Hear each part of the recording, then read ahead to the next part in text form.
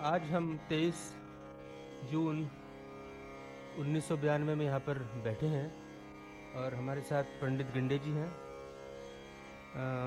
जो उनका कटाक्ष है भारतीय संगीत की परंपराओं के बारे में वो नष्ट न हो, इसलिए संवाद फाउंडेशन जो प्रयास कर रहा है, मेरे ख्याल से परंपराएं नष्ट तो नहीं होती हैं, मिस इंटरप्रेट हो जाती है। क्योंकि जो लोग उसका एक अंदाज से देखते हैं, वो माध्यम आज से 30-40 साल पहले उपलब्ध न होने से वो मिसअंडरस्टैंडिंग उसका हो जाता है।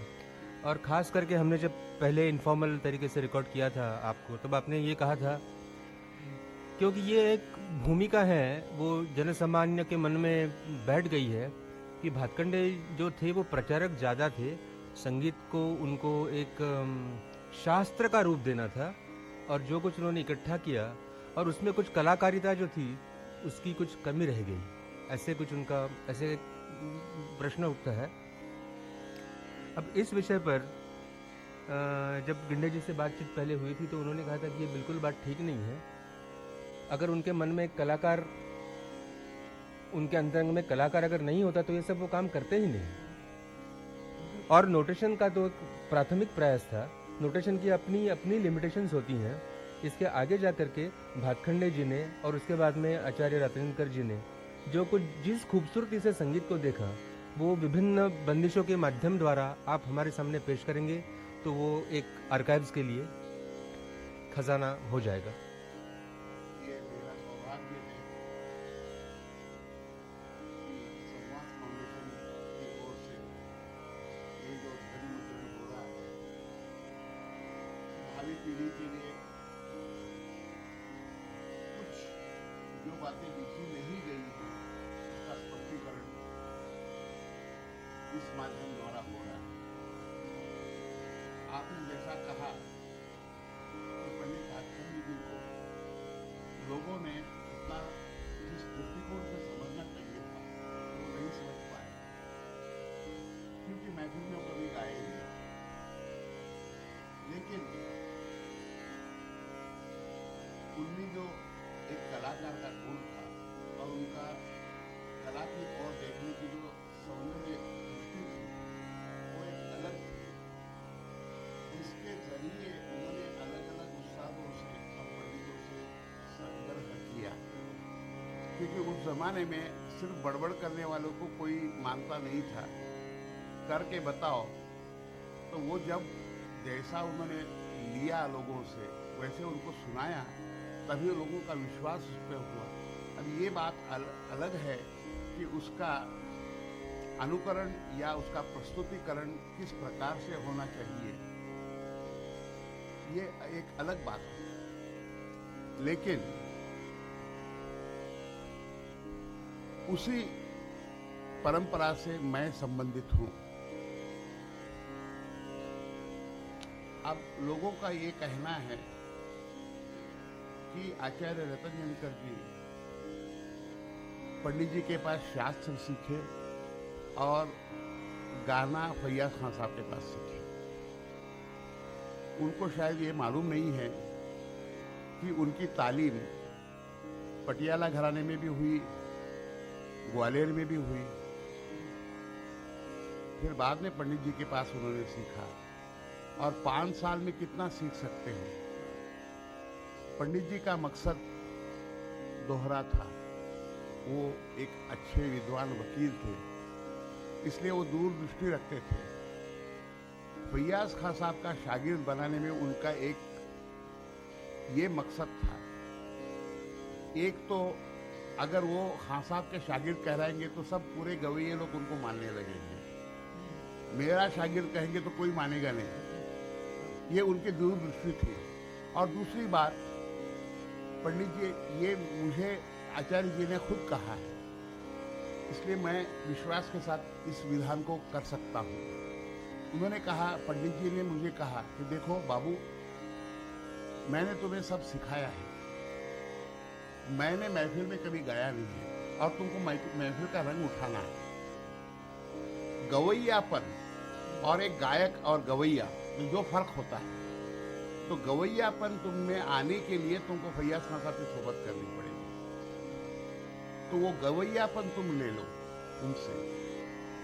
और यही बात हमारे गुरुवर्य कहते थे कि जो शास्त्र है, जो कला है, उसका प्रस्तुतिकरण किस प्रकार से होना चाहिए, परिणाम कारक जो चीज होनी चाहिए वो तुमको मिलेगी वही। तो इस वजह से उनको दोहरा फायदा हुआ। पूरा सांगीतिक सामग्री उनके सामने थी, उसको पेश कैसे करना है। इसीलिए रतन जनकर जी को फैयाज खान साहब के साथ रहते हुए, और ये भी आपको बताऊं कि फैयाज खान साहब की निजी तालीम लेने वाले वही एक कलाकार, गंडावरी शागिर्द, बाकी सब अताउद्दीन खान साहब के शागिर्द। क्योंकि फैयाज खान साहब के पास जब उन्होंने गड्ढा बांधा था 1917 में, तब वो अकेले थे। तब अताउद्दीन खान साहब बड़ौदे में नहीं थे, गुलाम अब्बास खान साहब वहाँ रहते थे। तब फैयाज खान साहब के साथ अब क्योंकि स्कॉलरशिप थी तो उनकी प्रगति देखना सयाजीराव जी को जरूरी था। तो जहाँ जहाँ फैयाज खान साहब गाते थे उनके साथ उनको जाना पड़ता था, तो उनकी प्रगति दिखती थी। तो इस वजह से 5 सालों में बड़ौदा के जितनी महफिलें हुई सब में रतन जनकर जी उनके साथ संगत करते थे, गाते थे, और रोज रात को उनके घर पर जाकर रियाज करना। और फैयाज खान साहब जब घर लौटते थे, कभी मौज में आ गए तो 3-3 घंटे अपने साथ गवाते रहते थे, वो अपने गाते रहते थे, इनके साथ गाते रहते थे। सिखाना विखाना कुछ नहीं है, सीख तो चुके थे वो, लेकिन उसको प्रस्तुतिकरण कैसे करना। एक महफिल का गवैया तो पंडित तो थे ही, उसके साथ उनके शिष्यों में से एक को तो उनको गवैया बनाना था, क्योंकि पंडित वाडीलाल शिवराम जी तो शास्त्री और पंडित थे ही। शंकरराव कारनाड जी उनके जो दूसरे शिष्य थे वो वकील थे पेशेवर, तो उनको कोई गाने में महफिलीबाजी नहीं करी थी। लेकिन पंडित जी की इच्छा थी कि मेरा एक कोई भी शिष्य महफिल का गवैया हो, इसलिए उन्होंने रतन जनकर जी को चुना था। और उनके उस जमाने में जिन्होंने उनको गाना सुना है वो ये कहते हुए हमने सुना है कि फैयाज खान साहब के फोटो कॉपी थी। आवाज में फर्क अवश्य था, लेकिन जो कला यहाँ प्रश्न उपस्थित होता है, नकल करना यानी वो गायकी है या उन्हीं तत्वों को लेकर उनको सामने लाना। रतन जनकर जी ने वही बातें अपनी आवाज के गुणधर्म के अनुसार उन्होंने वही बातें, इसलिए कुमार जी ने हमको कहा कि फैयाज खान साहब मिनिएचर फैयाज खान साहब थे। सब बातें फैयाज खान साहब की थी, लेकिन इनकी जो आवाज पतली थी उसमें जो सफाईदार तान जाती थी और फैयाज खान साहब की दानेदार तान जाती थी। गाना वही है, लेकिन उसमें जो एक पुकार, गाने में तो पुकार है, दूसरी कुछ बात नहीं है। वो पुकार जो आती है वो पुकार से ही हम कुछ पहुंचाते हैं। राग हो या बंदिश हो, हम उस माध्यम से कुछ लोगों तक पहुंचाते हैं। सिर्फ हमको परमिटेशन कॉम्बिनेशन करके राग नहीं गाना है। गाना बहुत थोड़ा होता है। जो प्रस्तुतिकरण के पूरा हम आते हैं तो गाना बहुत थोड़ा ही होता है, लेकिन वो किस तरह से प्रस्तुतिकरण करना है ताकि वो परिणाम कारक हो, असर उसका हो, यही गवैयापन है। वही बात तो हमको जो गुरु का सानिध्य 38 वर्ष मिला, उसमें से 16 साल तो बिल्कुल निकटता के साथ रात दिन हम उनके साथ रहते थे। तो उनके विचारों को जो मैंने कहिए बातों बातों में मैंने जो ग्रहण किया, उस समय इतनी अकल तो नहीं थी कि वो सब बातें हम समझ सके, लेकिन अपने मनन चिंतन के बाद वो बातें जब याद आती हैं तो आप कुछ थोड़ा समझने लगा कि वो क्या कहना चाहते थे। यहाँ प्रश्न आता है कि अनुभव, जैसा कि आपने कहा कि आखिर में अनुभव एक बहुत बड़ी चीज होती है। हम पहले जब जवान रहते तो बहुत उचक कूद बहुत करते हैं, लेकिन जब थोड़ी सी स्थिरता आ जाती है फिर हम समझने लगते हैं कि संगीत कहाँ पर है, इसमें ये चीज़ें अनावश्यक है, ये चीज़ें अनावश्यक है। एक एक चीज़ को छोड़ते हैं और स्थिरता के पर आ जाते हैं, फिर लगता है कि संगीत कहाँ बोल रहा है। तो इस भूमिका के साथ मैं आज थोड़ा सा पूर्वी गाऊंगा। अब पूर्वी में लोगों की ये समझ है कि दो मध्यम लगते हैं, लेकिन मैंने जो विचार किया है उसमें शुद्ध मध्यम बहुत गौण है। जिस प्रकार से आज पूर्वी में शुद्ध मध्यम का प्रयोग हो रहा है वो शायद प्रमाण से अधिक हो रहा है, और इसीलिए पूर्वी में तीव्र मध्यम का प्रमाण अधिक है। शुद्ध मध्यम सिर्फ एक थोड़ी सी उसकी छटा दिखती है, वो पूर्ण स्वर रूप से वो लगता नहीं है। तो इस दृष्टिकोण से आप इस राग को सुनिए, फिर बाद में आपको बस समझाऊंगा कि पूर्वी के खास अंग क्या है, जो कि उस ठाट से या उस अंग से निकलते हुए अलग राग जो हैं उससे कैसे भिन्न होता है।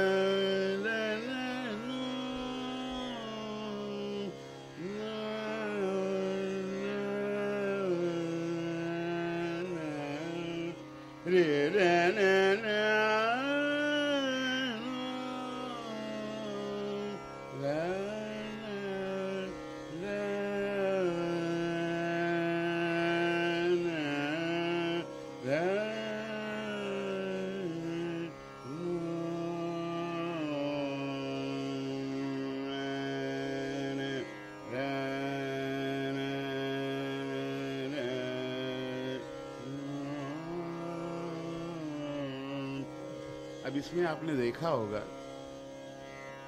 निषाद गंधार का संवाद ये बहुत महत्व का है, और उसी के साथ ऋषभ धैवत का कितना गौणत्व है। गंधार ऋषभ तो ये जोरदार स्वर हैं, लेकिन उसके साथ ऋषभ का प्रमाण देखिए।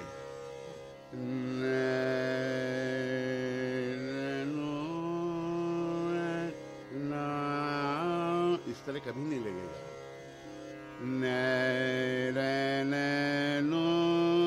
ये कभी नहीं।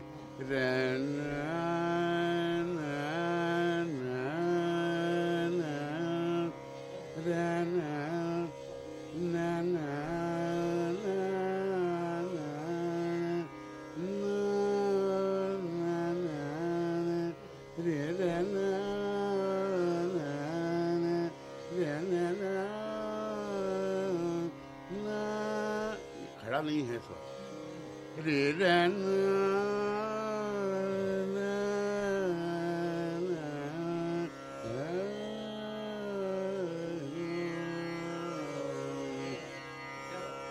उसमें गंधार निषाद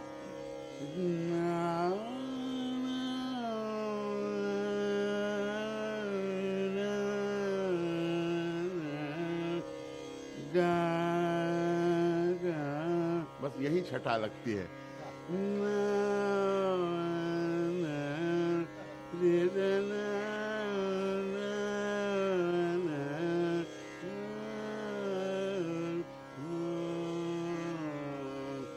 दूसरे एक संगति जो हमें अक्सर बंदिशों में मिलती है, जो कि इनके साथ जुड़े हुए रागों में नहीं मिलती है, जो पूर्वी की खास अपनी एक पहचान समझी जाएगी।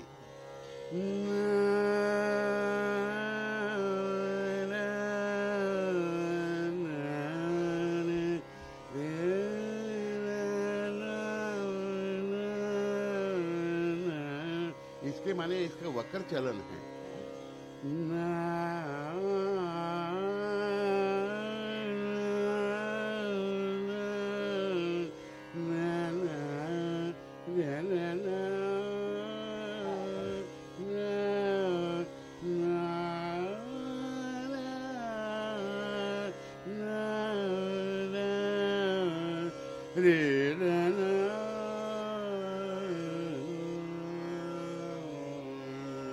क्योंकि कई बंदिश है, एक बंदिश हमको पंडित जी के संग्रह में मिली जिसमें शुद्ध मध्यम है ही नहीं। आपने जो कुछ कहा, हाँ, आपने जो कुछ कहा वो इतना अच्छा है कि आप जो पहले जो आपने बात कही कि मध्यम शुद्ध मध्यम कम लगाने से हम गाते हैं। दूसरी जो बात कही वो गंधार निषाद की संगत। हाँ तीसरी जो बात कही हम वक्रता से चल रहे हैं, बराबर। वक्रता से चल रहे हैं। अभी देखिए आपने ग्वालियर में भी तालीम ली है। हाँ हाँ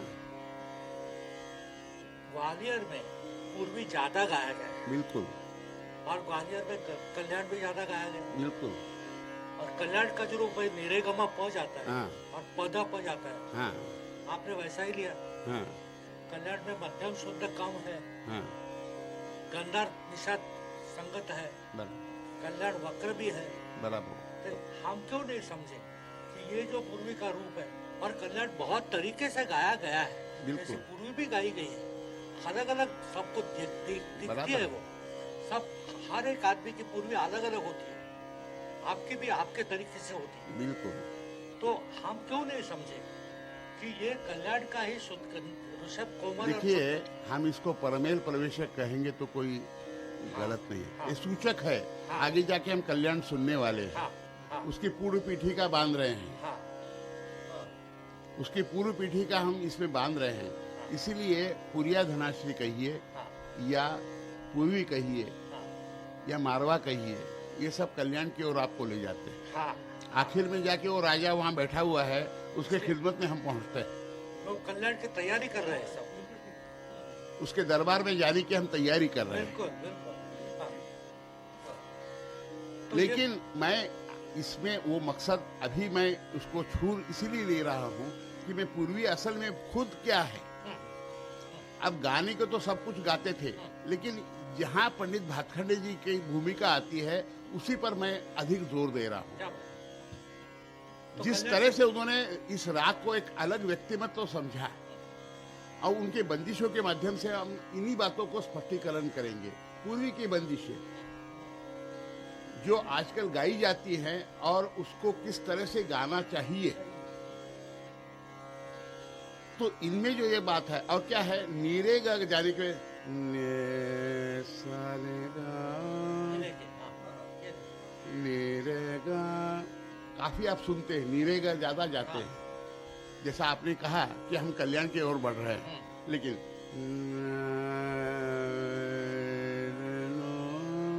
मैं समझता हूँ ये बात अच्छी है कि कल्याण की तरफ बढ़े, वो बात अच्छी है।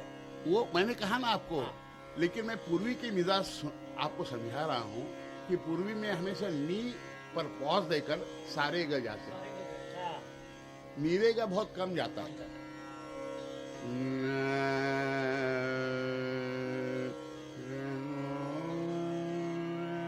क्या बात? निगा रेगा क्या बात? गा रेगा ये खा गा गा क्या बात? गा गा म गा गा धा प धा म प म गा गा क्या बात? रे गा म प धा म गा गा क्या बात? रे वा प धा म प म गा गा धा म गा प म गा रे सा। अभी मिलेगा नहीं आपको। नहीं, बिल्कुल नहीं, बिल्कुल नहीं। म गा गा रे सा। बीच में एक स्टेशन लगता है। प म गा गा म गा गा रे सा सा रे गा क्या बात? बहुत अच्छा। सा रे गा रे गा म प म गा गा रे गा म प धा म। ये उच्चार जो हैं ये गवैयों के उच्चार, यहाँ गायकपन आता है। नहीं तो रे गा म प धा म प म गा म रे गा, ये नहीं, इससे बात नहीं बढ़ती। ये बात नहीं बन रही है। रे ना ना ना ना रा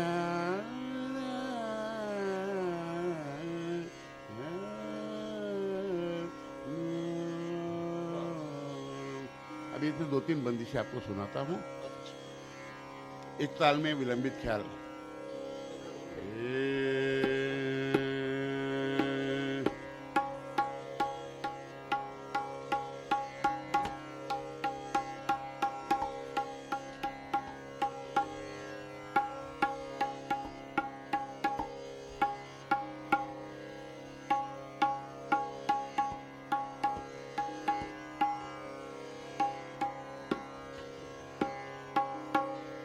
अब ये ग्वालियर का ही ख्याल गा रहा हूँ मैं। वो गाना बहुत गाई गई। बहुत ये पूर्वी भोपाली, पूर्वी मारवा, ये तो बहुत गाए जाते हैं। ग्वालियर के चढ़े हुए राग है ये।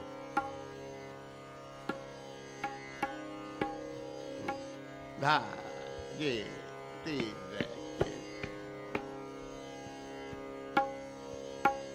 हाँ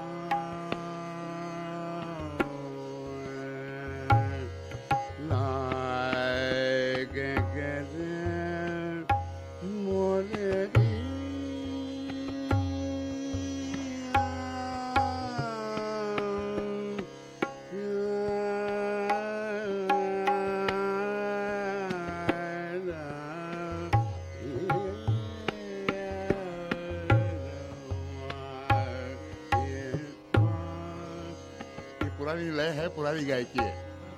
कत्ता से उठान शुरू होती है, तो बस यही है।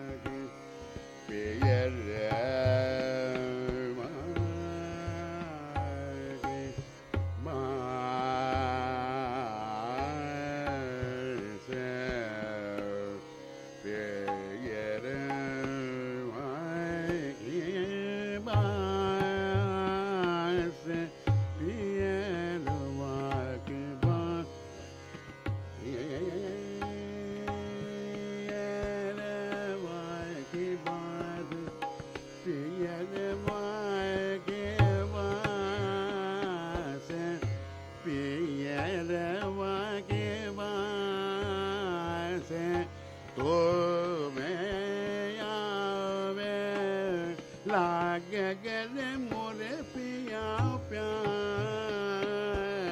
पिया की बात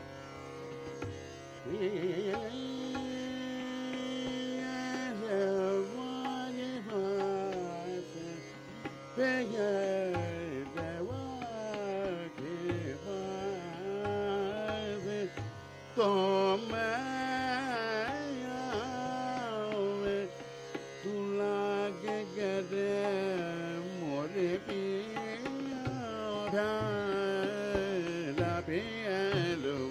की बात। पुरानी जो गायकी थी ऐसे लगता था कि हम ख्याल ही गा रहे हैं, उसी का मंडन होता था। पिया पिया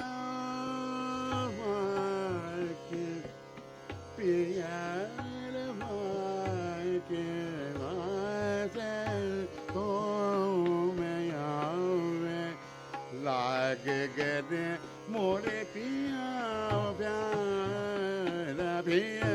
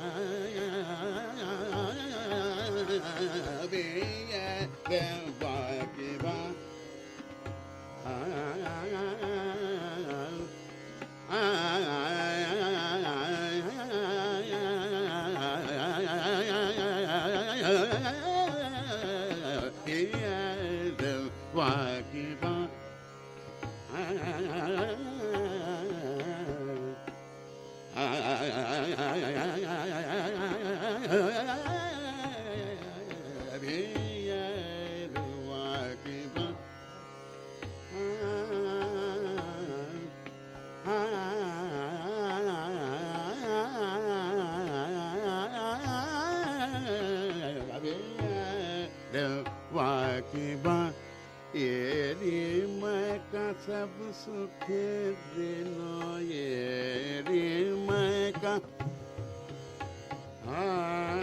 ये मैं का सब सुख दिनो ये मैं का सब सुख दिनो ये मैं का सब सुख दिनो ये मैं का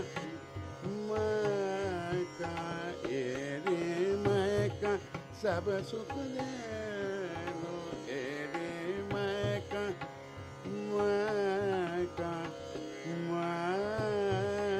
का सब सुख दिनो एरे मैं का सब सुख एरे मैं का सब सुख दिनो दूध पूते और अन्न धन लक्ष्मी दूध पूते और अन्न धन लक्ष्मी पिया पायो गोविंद रंग बिनो पिया पायो गोविंद रंग बिनो एरी मैं का एरी मैं का एरी मैं सब सुख एरी मैं का सब सुख दिनो मैं का सुख दिनो एरी मैं का सब सुख दिनो दूध पूते और अन्न धन लक्ष्मी पिया पायो गोविंद रंग बिनो एरी मैं का एरी मैं का सब सुख देना एरी मैं का सब सुख देनो मैं का एरी मैं का सब सुख देनो एरी मैं का अधम उदाहरण जैसु विस्तारन अधम उदाहरण जैसु विस्तारन अधम उदाहरण जैसु विस्तारन कृपा करन दुख हरन सुख करन कृपा करन दुख हरन सुख करन कृपा करन दुख हरन सुख करन आजिज़ के सब लायक कीनो आजिज़ के सब लायक कीनो ये रे मैं का ये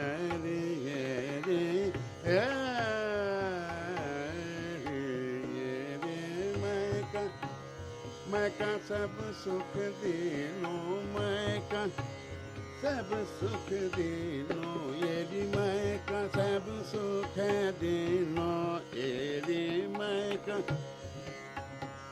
सब सुख देनो मैं का सब सुख देनो एरी मैं का सब सुख देनो मैं का सब सुख देनो एरी मैं का सब सुख देनो एरी मैं का सब सुख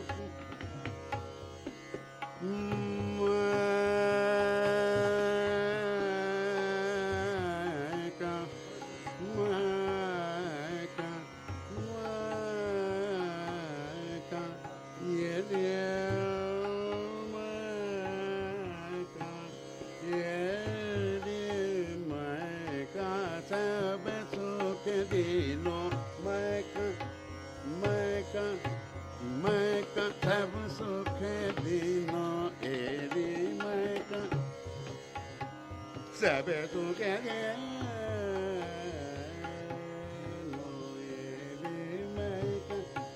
सब सुख दिनो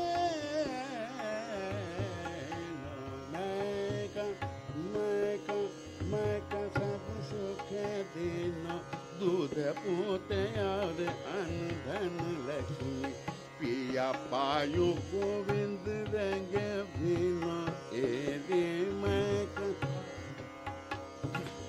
अधम उदाहरण जैसु विस्तारन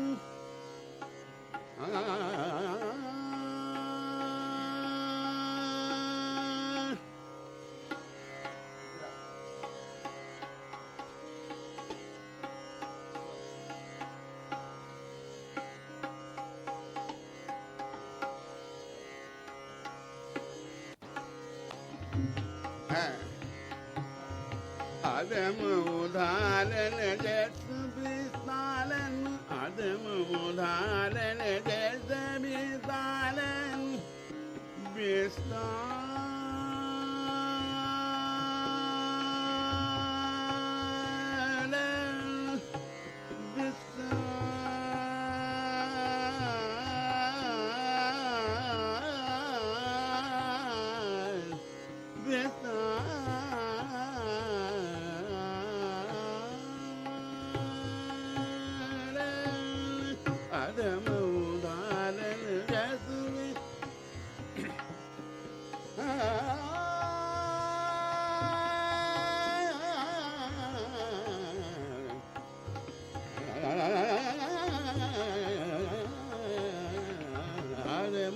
धारण जसुवे तालन,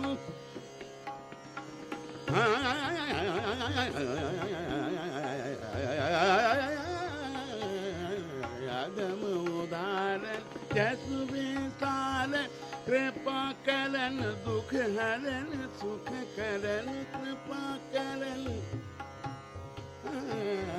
कृपा करन दुख हरन सुख करन, आजिज के सब लायक कीनो, आजिज के सब लायक कीनो, आजिज के सब लायक कीनो, एरे मैं सब सुख देनो, एरे मैं सब सुख देनो, मैं सब सुख देनो, एरे मैं सब सुख देनो, एरे मैं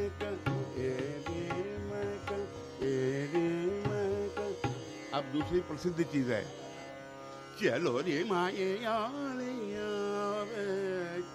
चलो रे माये यारिया, चलो रे माये यारिया, के दरबार पूरे दुल्हन बनाई, गावत कर जोर राग रंग, चलो रे माये यारिया, चलो रे माये यारिया, चलो रे माये यारिया, के दरबार पूरे दुल्हन बनाई, गावत कर जोर राग रंग, चलो रे माये यारिया, चलो रे माये यारिया, के चलो रे माये यारिया, के दरबार पूरे दुल्हन बनाई, गावत कर जोर राग रंग,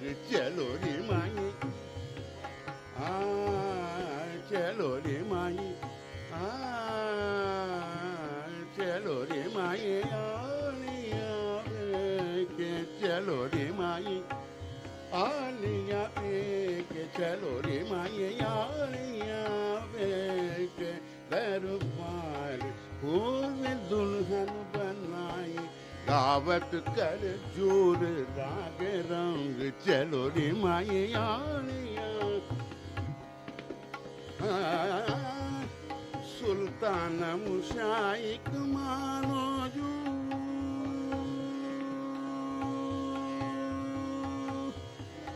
मानो जू, सुल्तान मुशाइक मानो जो, मानो जू,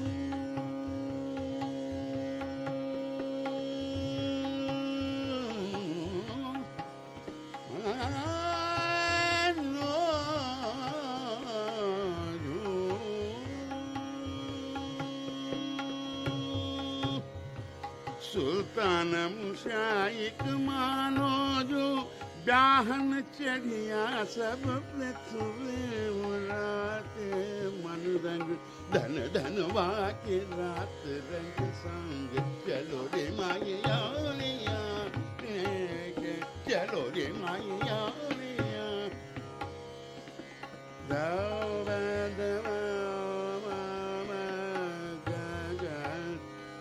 पम गा गा नि दा प दा म प गा गा रे ग म దని దని దని ద ప ద మ ప మ గ రే గ ధ మ గ గ రే ద చలో రే మాయి चलो रे माई औलिया पी के दरबार चलो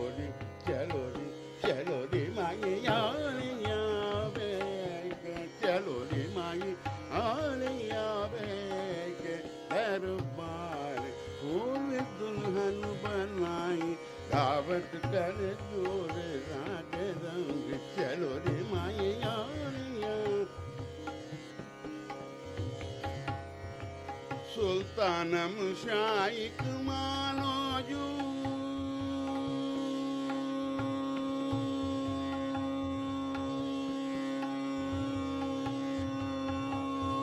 सुल्तानम शाइक मानो जू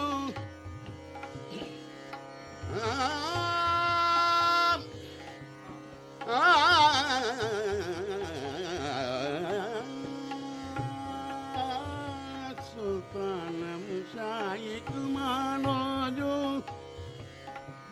ये गमा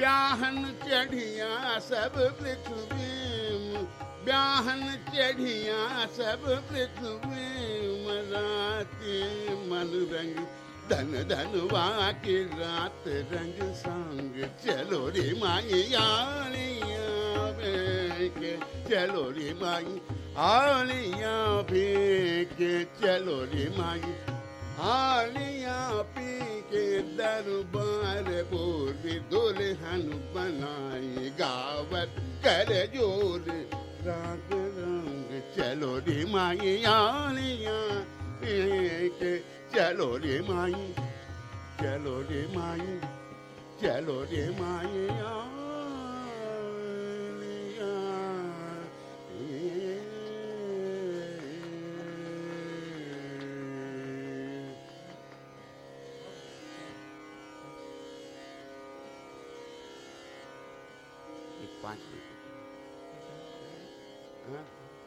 पानी दे या दृष्टीने मी पूर्वीकडे पाहिले नाहीतर आज जबरदस्तीकडे शुद्ध मंत्र लिहिलाय म्हणून आपण वापरतो.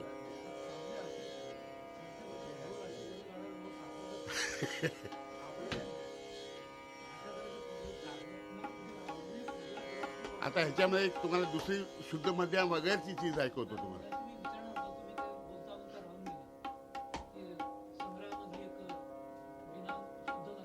तीच गायची आहे. थोडी विश्रांती म्हटलं 5 मिनिटं. म्हणजे त्याच्यामध्ये काय स्वरसंगती आहेत म्हणजे शुद्ध मध्यमाशिवाय म्हणजे ते जास्त उलगडा होतो त्याचा. म्हणजे अशा तऱ्हेने मी कंपॅरेटिव्ह त्याचं स्टडी करत आलेलो आहे. बंदिशी घेऊन त्याच्या माध्यमातून राग कुठे दिसतो म्हणून सांगतो ना. जुन्या लोक का म्हणत होतं बंदिशी पाठ करा कशाला म्हणत होते. ते काय वेडे लोक नव्हते. इवन आमचे गुरुजी किंवा वाडीलालजी किंवा राजाभाई आम्हाला सांगत होते जितक्या बंदिशी जास्त पाठ करशील तितका राग तुला खुलेल. म्हणजे आम्हाला व्याकरण समजून सुद्धा तेच लोक आम्हाला हे सांगत होते. म्हणजे त्या लोकांवरती काय संस्कार असतील. म्हणजे परंपरा इकडे येते. फक्त गुरुचं अनुकरण करणं म्हणजे परंपरा नाही. गुरुचे हात वारे करणं किंवा गुरुची नकला करणं गुरुचा आवाज काढणं म्हणजे ट्रॅडिशन नाही. ट्रॅडिशन म्हणजे तिथून काहीतरी आपल्याला तो विचारधारा आपल्याला मिळते ती ट्रॅडिशन. नाही तर तुमचं कॉन्ट्रीब्युशन काय ना. आर्ट म्हणजे मग स्टिरियोटाईप झाली. मग त्या कलेला काही वाव नाही आहे. कला ही नेहमी विकसित असते पण काहीतरी मूलतत्व असतात. ती मूलतत्व आपण विसरून चालत नसतो. त्याचे जे खाचे आहेत खुणात आहेत ते समजा आलेच पाहिजेत. ते वेरायटी आल्याशिवाय ती पूर्णता येत नाही. आपण कसं तरी समेटतो आज आज आपण बंदिशी समेटतो, एक तर लय कमी करतो आणि ते एका आवर्तनात आपण बंदिश समेटतो, त्याला बंदिश नाही म्हणत आपण. त्याचे खास वाक्याची संबंध ते खाचे खोचे तिकडे मुक्काम करत करत यायला पाहिजे. पॅसेंजर ट्रेन व्हावं लागतं आपल्याला, जेटमध्ये जाऊ झालंच नाही. ह्या गोष्टी आजीकडे समजत नाही. आता मी बंदिश कशाला म्हणायची हे कोणाला सांगू? त्या लोकांच्या डोक्यावरून जातात ह्या गोष्टी, अलीकडच्या पिढीच्या. काहीतरी चमत्कृती करणं म्हणजे बंदिशी गाणं हे नाही. बंदिशी म्हणजे जुने लोक काय वेडे होते का?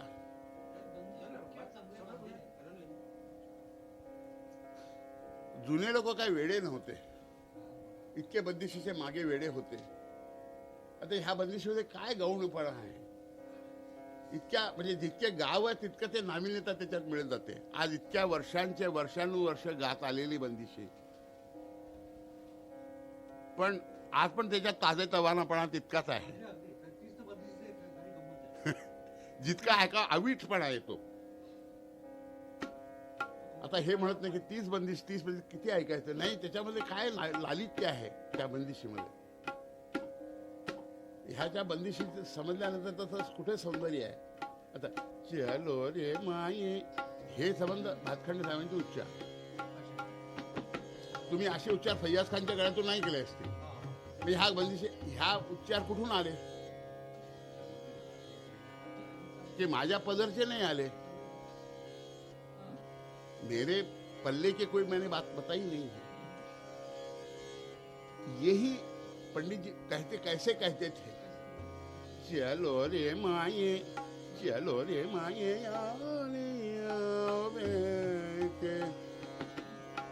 दिन दिन ना दिन चलो रे माये चलो रे माये के दरबार दुल्हन बनाई, गावत कर जोर राग रंग, चलो रे माये के चलो रे माये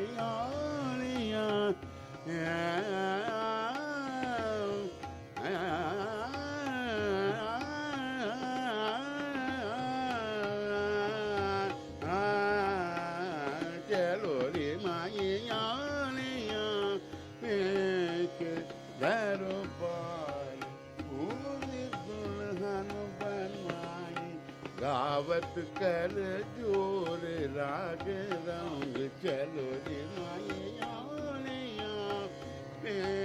के चलो रे माये. सुल्तानम शाइक मानो जो, सुलतानम शाह असं नाही पण वाचतो.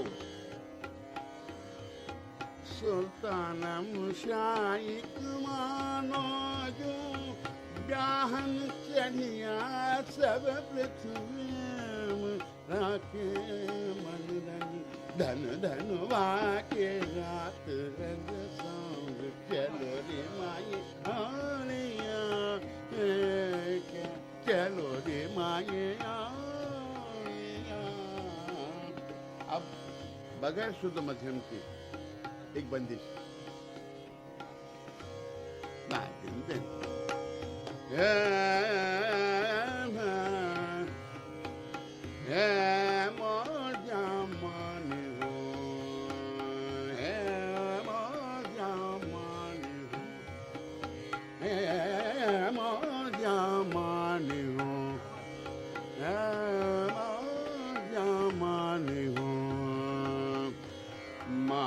गल रसियालन समय नानी सोचे सानी हो मौजा मानी हो मौजा मानी हो मौजा मानी हो. मानी गल रसियालन समय नानी सोच सानी हो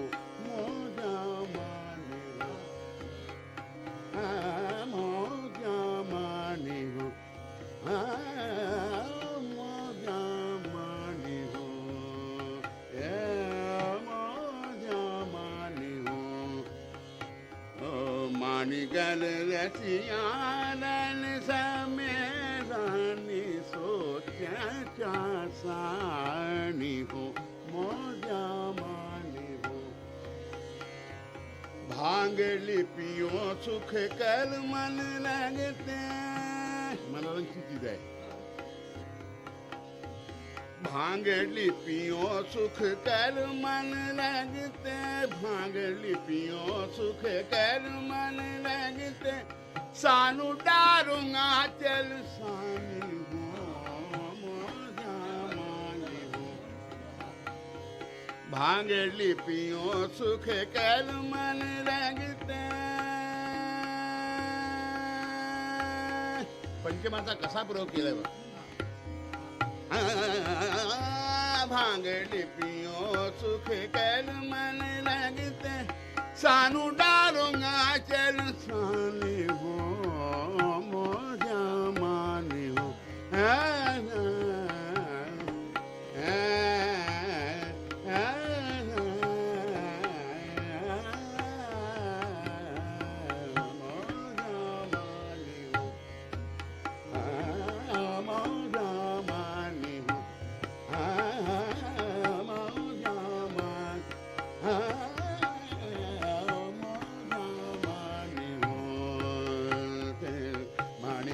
रतियालन समेलानी सोचा सानी हो मोजा मानी हो मोजा मानी हो मोजा मानी हो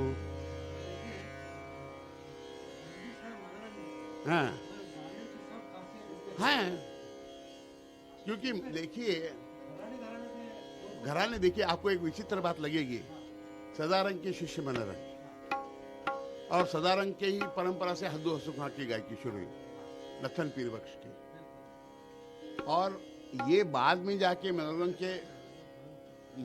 के जो अनुयायी थे यानी मोहम्मद अली खान साहब जो कोठीवाल जयपुर के कहते वो जाके आगे में राजस्थान में जाके बस गए और वहां पर मारवाड़ी का इन्फ्लुएंस वहां आया लेकिन सदारंग की पूरी चीजें मनोरंग की भी थी। अब आप देखिए काहे अब तुम आए हो जो चीज है वो मनोरंग की चीज है उसमें कहाँ मारवाड़ी है लेकिन बाद में वो जब जाके जयपुर की तरफ बसे मनोरंग तब वहाँ कुछ पंजाबी भाषाओं की या मारवाड़ी भाषाओं की उनकी बंदिशें हुई हो सकता है वहाँ के राजा महाराजाओं को भाषा अपनी आत्मीयता थी तो उसमें कुछ रचनाएं उन्होंने बनाई इसलिए सांगीतिक बंदिशों की अपनी एक स्वतंत्र भाषा है वो साहित्य से कोई संबंध नहीं उसका सांगीतिक बंदिशों की भाषा एक अलग है वो शायद मुहावरे की बोली भी उसमें आ जाती है कभी पंजाबी मुहावरे आते हैं कभी राजस्थानी मुहावरे आ जाती है तो ये सब बातों में एक अपनी भाषा अलग है उसके साहित्य के साथ कोई संबंध नहीं है सिर्फ इतना है कि उसका रसो दीर्घत्व हमको देखना पड़ता है ये उसमें खासियत है तो इन बातों को अगर हम ध्यान देंगे तो इसमें कितना बड़ा सौंदर्य और कितना बड़ा खजाना इसमें भरा हुआ है इन बंदिशों में अलग अलग चीजें देखते हैं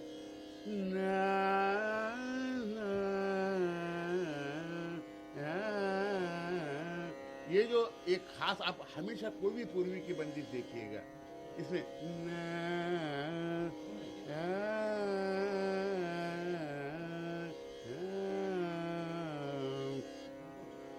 एक बार कुछ साल पहले जगन्नाथ बुआ जी के यहाँ 1.5 दिन का गणपति रहता था तो आग्रह किया हमें कि भैया तीर्थ प्रसाद के लिए आ जाना मैंने कहा बुआ साहब जरूर आएंगे तो दूसरे दिन हम दोपहर को पहुंचे तो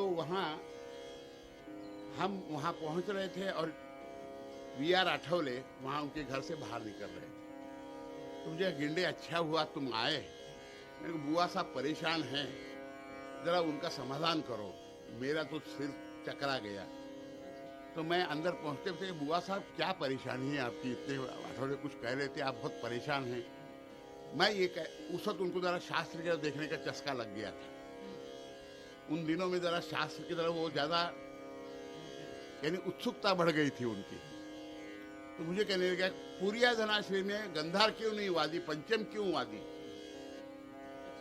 हम पंचम के अलावा गंधार पे क्या पुरिया धना से नहीं गा सकते हैं?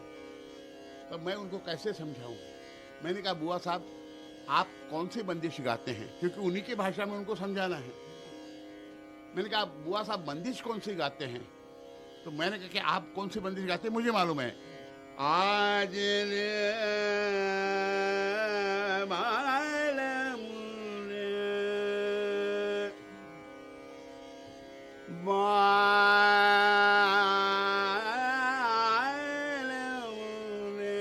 मैंने कहा कहाँ पर आकर रुके आप?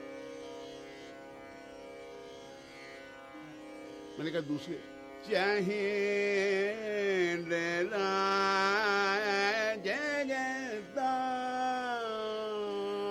मैंने कहा वहां क्यों आती इतनी बंदिशें?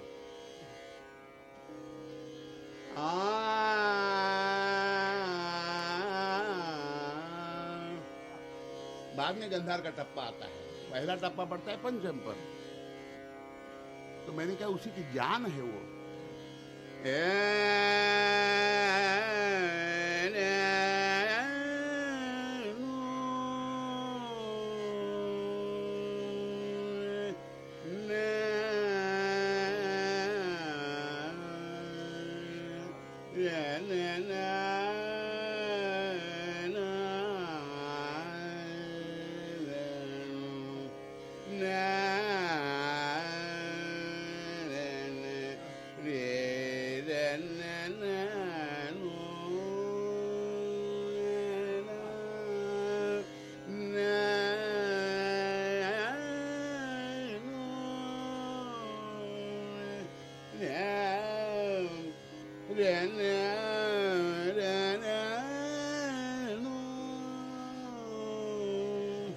अब देखिए इसमें धैवत का प्रमाण पूर्वी से ज्यादा है अगर बारकाई से देखेंगे।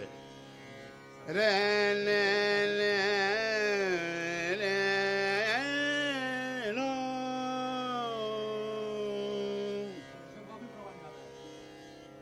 लेकिन वो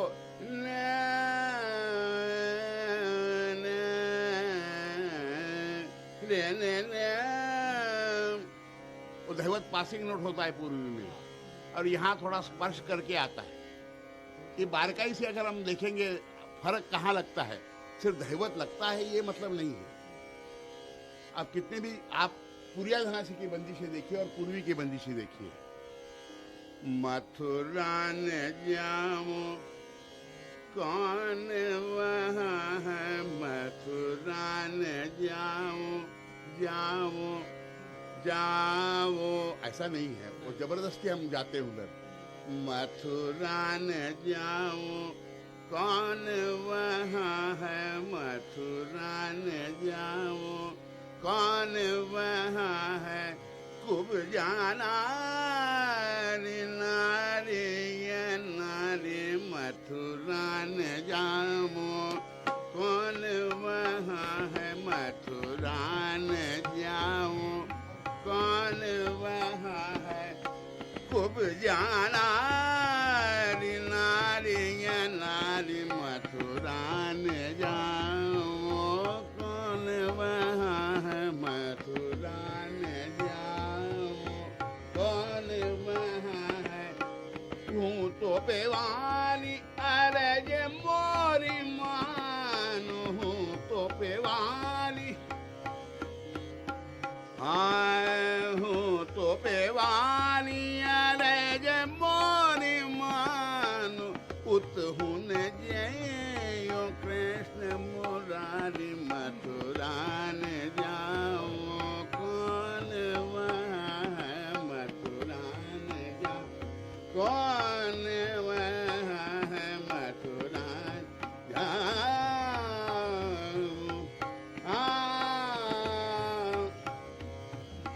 मेरी दृष्टि से ये पूर्वी का उपचार नहीं है।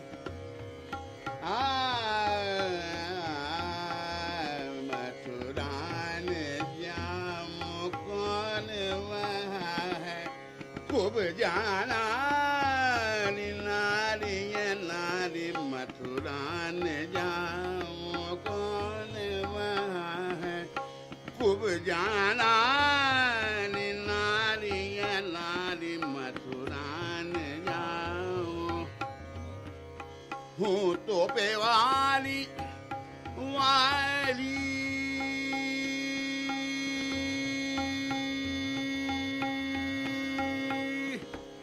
हूँ तो बेवाली अरे जे मोरी मान हूँ तो बेवाली अरे जे मोरी मान उत हुन जय कृष्ण मुरारी मथुरान जामो कौन वहाँ है मथुरान मथुरान जाओ मथुरान जाओ बनता बनाम बन नहीं आवे बनता बनाम बन नहीं आवे हरि के बिना रे यारी बनता बनाम बन नहीं आवे बनता बनाम बन नहीं आवे हरि के बिना यारी बनता बनाऊं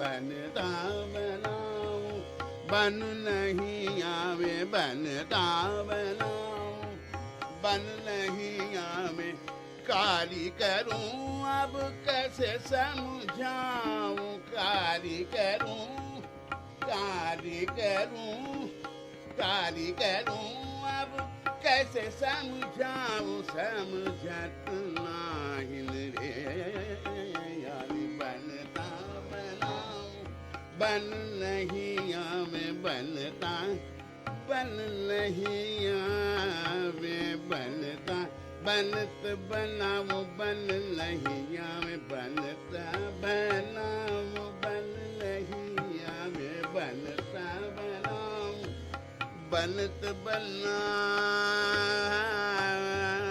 बनाओ बनत बनाओ बनता बनाओ बनता बनाओ बन नहीं आवे बनता बनाऊं बन नहीं आवे हरि के बिना यारी बनता बना यारी बनता बनाऊं बन नहीं कारी करूं अब कैसे समझाऊं कारी करूं अब कारी करूं अब कैसे समझाऊं समझत नहीं रे यारी बनता बनाऊं बन नहीं जावे बनता बनता बनाऊं बनता बनाऊं अभी पूरी धनाशी देखिए अब तेरे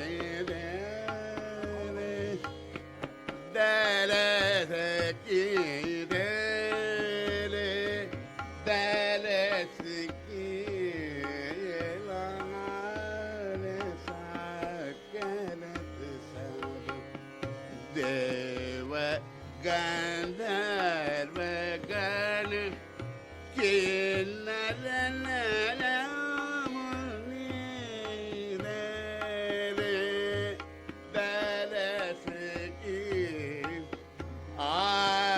आराधना आराधना तेरे नाम की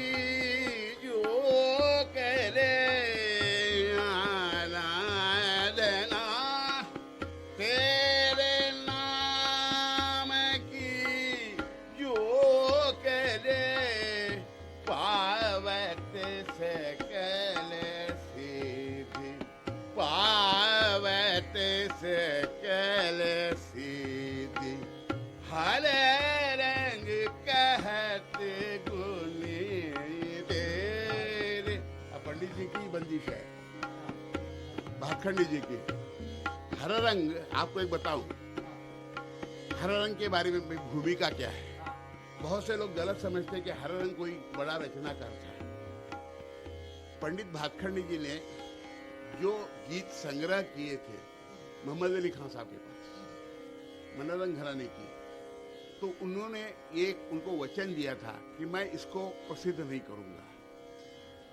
अब इतनी अमूल्य बंदिशें उनके पास से मिली थी, तो वो हम उसको उनके जमाने में इसका तुम व्यापार मत करो। तो पंडित जी ने उनको वचन दिया था, उनको उन्होंने वचन दिया था। फिर बाद में उन्होंने कहा इतना तो मुझे इजाजत दीजिए कि उन बंदिशों पर कुछ जुगलबंद बांधूं, तो आपको कोई एतराज है उस हिसाब से कम उसका नाद स्वरूप तो लोगों तक पहुंचे ना, उसमें कोई बात नहीं। इसलिए उन्होंने कई बंदिशें ऐसी बांधी जिसमें ऑल्टरनेट रखा, चतुर भी रखा और हरा रंग भी रखा। हरा रंग यानी उन्होंने अपने उस्तादों को अर्पित की हुई चीजें। ये हरा रंग यानी पंडित भातखंडी ये है, कोई दूसरा रचनाकार नहीं है। लोग उसको नहीं समझते हैं, हरा रंग कोई पुराना हो गया, इसे लोग गाते हैं। जैसे श्री की आपने बंदिश देखी है, हरि के चरण, वो हरा रंग की है। कई हरा रंग की चीजें बताऊं जो कि पंडित भातखंडी, तो उरी की बंदिश अगर वो गविया में है तो इतना रंग कैसे भर सकते थे। इसका प्रमाण है। सिर्फ इन्हें खाना पूरी नहीं करनी है, लेकिन ताल का छंद भी साथ रखना और उसके हिसाब से शब्दों की रचना करना।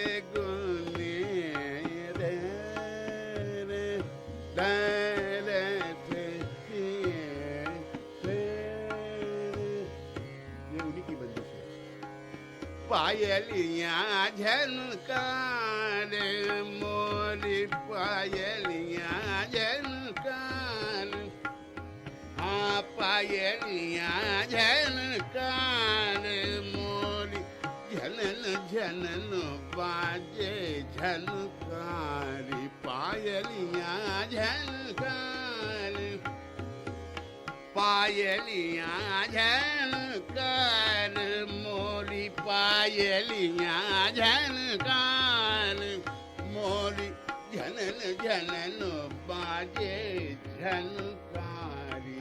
पायलियां झनकार पिया समझा, बराबर है ना अंतरा। पिया समझाओ समझत नाही, समझत पिया समझाओ समझत नाही। ये सब अन्ना सा कहते थे, इस तरह से पंडित जी गाते हैं। पिया समझाओ समझत नाही, पिया समझावो समझत नाही, पिया समझावो समझत नाही, पिया समझावो समझत नाही, शासन लद मोरी देगी गारी पायलिया झनकार, मोरी पायलिया झनकार, मोरी पायलिया झनकार, मोर जनन जनन पाय झनकारी पायलिया झनकार, पिया समझाऊं समझत नाही,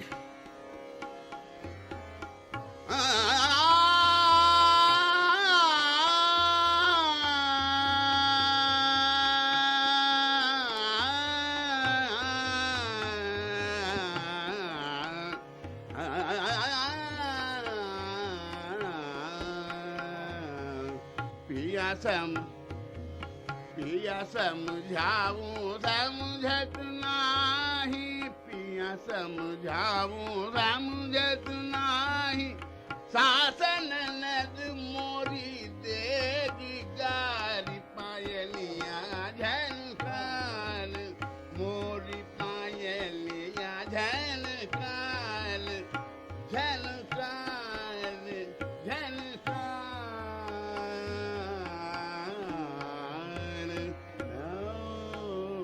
मोरी.